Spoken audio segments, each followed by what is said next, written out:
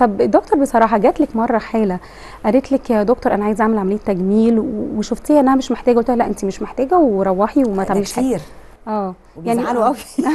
بالعكس دي في أمانة، منهم بيزعل دي قوي. أمانة الطب دي مهمة كتير جدًا. كتير قوي صدقيني، يعني بيبقوا خلاص هم اخدوا على شكل معين، مش عايزين الشكل ده يتغير ولا ملي. يعني مثلا هي بتستخدم حقنه نضاره بشكل معين او بمواعيد معينه، تبتدي حقنه النضاره لها مده تبتدي تفقد بالتدريج. أكيد. لا في ناس بقى اول ما تبتدي تفقد ولو حاجه بسيطه لا عايزه تحقن تاني، ده بيكون مش احسن حاجه، لانه لازم تستنى لغايه لما الحقنه مفعولها فعلا يبدا يروح.